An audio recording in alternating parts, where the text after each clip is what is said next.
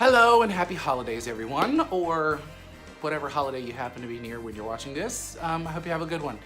I'm Tom, and I'm getting ready to show you how to make my infamous dill pickle Bloody Mary mix, which is something that I have made for friends for years. It's always good for morning after brunches and a pick-me-up. And this Bloody Mary mix is so good that you can drink it on its own and you'll love it for breakfast, or if you want just a little fruit juice at some point during the day. The recipe itself was inspired by the Bloody Marys at Jimmy's, which was a sort of a chicken and burger restaurant in Brooklyn at the corner of Franklin and Collier Street. Unfortunately, Jimmy's has been closed for several years, but when I would go to New York City, my North Carolina friends would always take me to Jimmy's, and we would really enjoy the food there because it had a little taste of home, and the mimosas and the Bloody Marys were bottomless. And they made this dill pickle Bloody Mary, which was out of this world. And so I worked for probably 2 years to try to approximate the recipe of the Jimmy's dill pickle Bloody Mary. And so I hope that you enjoy this recipe. If you do, like it, and let me know in the comments or shoot me a message. And yeah, let's go ahead and get into it. I'm making a batch to serve about 7 people for a brunch for New Year's Day. So I'm gonna be making 2 bottles worth, or just over 2 bottles worth. First thing I'm gonna start with is some tomato juice. You can use any sort of brand that you want, just 100% juice. This happens to be just a store brand. So I've got 2 bottles of that, and those are 64-ounce bottles. The next thing you'll want is some kosher dill spears. You're actually gonna use the spears as garnish for the drinks, so don't throw those out. But the main thing that you need is the brine. So here I have 2 24-ounce jars of dill pickle spears.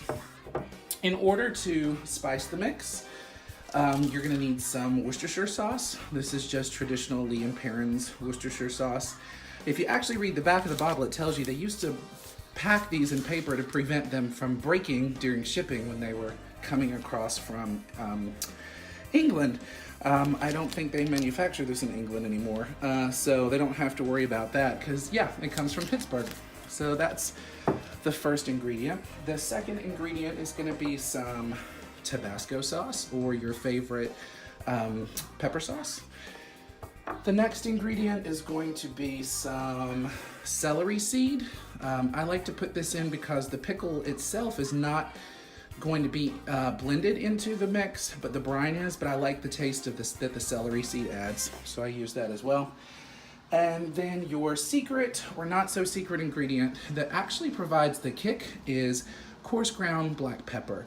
You can use fresh ground black pepper, or you can just use the bottle stuff like I've got here. You're gonna add this to taste, and I like to add it just until my lips burn. So there's the ingredients that you'll need in order to make the Jimmy's inspired dill pickle Bloody Marys. You'll also probably need some containers because as you add the dill pickle brine to the tomato sauce juice, it actually, of course, increases the volume of the liquid that you have. So I've just got some large containers here. We actually just use these to make eggnog at Christmas. So I'm gonna use them to make the Bloody Mary mix for New Year's. So let's go ahead and get started. I like these nice squared off wide mouth containers because they give you room to mix, and you'll notice I brought my whisk from the kitchen, but because they have a corner, they also allow you to pour back into the bottles, which is what we'll do in a little while, pour them back into the bottles, and then I like to let the flavors marry for 24 to 48 hours in order to really get the spices incorporated, so you're not hitting like a chunk of pepper or a glob of celery seed, really just letting it all come together. Boy, isn't that a sound. Okay, so we've emptied our tomato juice into our containers, and the next thing I usually do is I add the Worcestershire sauce. So what I like to do is say, you know, everything is sorted to taste, but the Worcestershire sauce should darken the mixture, but it should still be red. So probably 3, 4, 5, 6, 7, 8, That's about 15 or 17 splashes of Worcestershire sauce. And I'm taking a look at the color between the Worcestershire sauce and the original. And it's not really that much darker, so I'll add about 10 more splashes. And as you can see, I don't know if this lighting is even enough, but the color is starting to darken up. So we'll do about 7 more splashes, and that looks about right to me. So we will add that to the opposite container to even them up.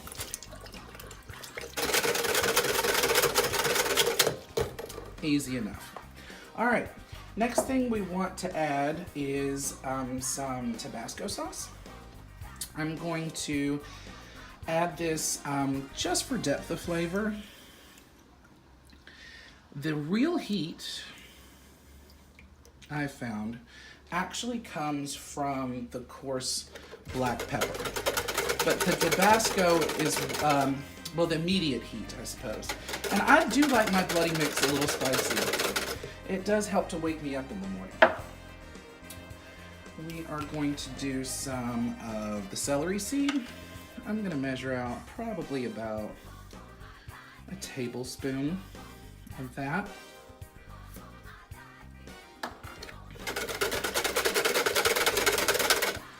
And this is so much easier than trying to mix it in the original bottle that the tomato juice came in. So much easier. And then finally, the black pepper. Well, actually not finally, let me go ahead and add some pickle brine. So I add about a full jar of pickle brine per container. So it's about 70-30 in terms of tomato and pickle brine. And as you can imagine, that really does increase the volume of the liquid quite a bit.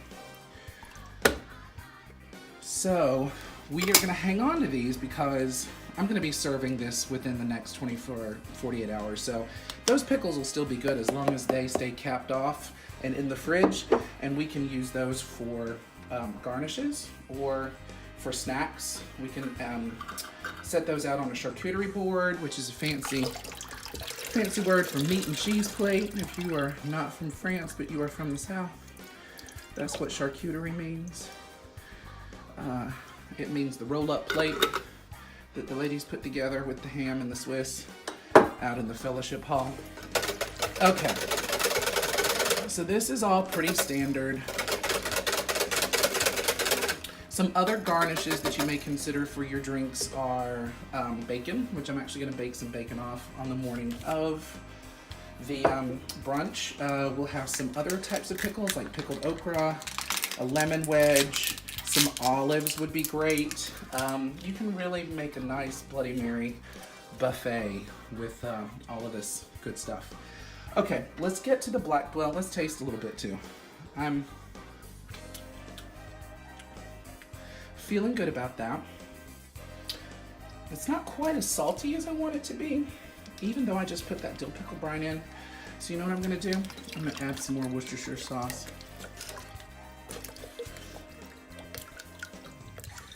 So all told, that's about 40, let's see, 10, 20, 30, yeah, about 40 splashes of Worcestershire sauce for each of the bottles. Okay, that's come up where I need it to on the saltiness, because that'll balance out some of the heat. And now it's time to add pepper. And what I usually do for the pepper is I shake enough pepper to coat the entire top layer of the container that I'm working in. So that's what we're gonna do. You really should have like a crust almost of black pepper. You do not have to use this much pepper if you are not a spicy Bloody Mary person. You can definitely take it down a bit, but that's starting to have like a little bit of a crust on top, and I'll mix that in shortly. I just want to keep it unmixed right now so I can eyeball whether or not I've done this evenly between the two. I've never really measured out in teaspoons or tablespoons how much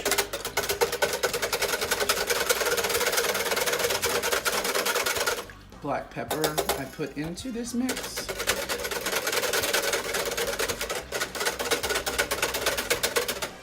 As Judson Wilson, the Cajun cook, would say, I just add it to taste. And that do taste. So I'm starting to get some like smoky heat off of the back end of this, but what I really look for is, does it make my lips tingle a little bit when I taste it?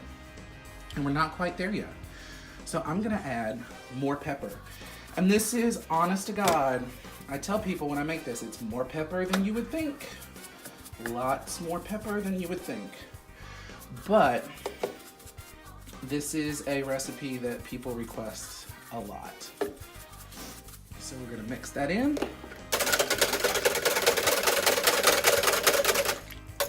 And we're gonna see how that tastes.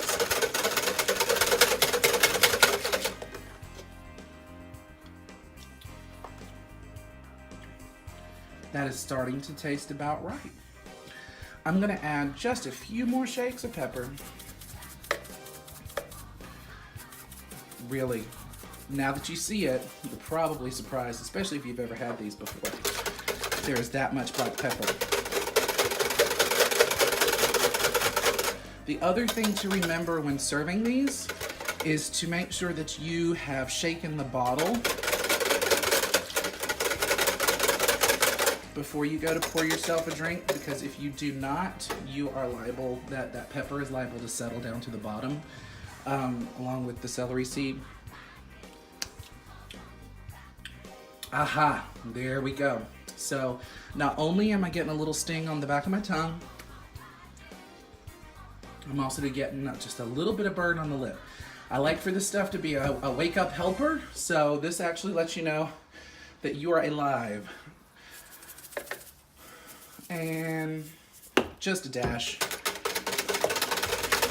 for good measure.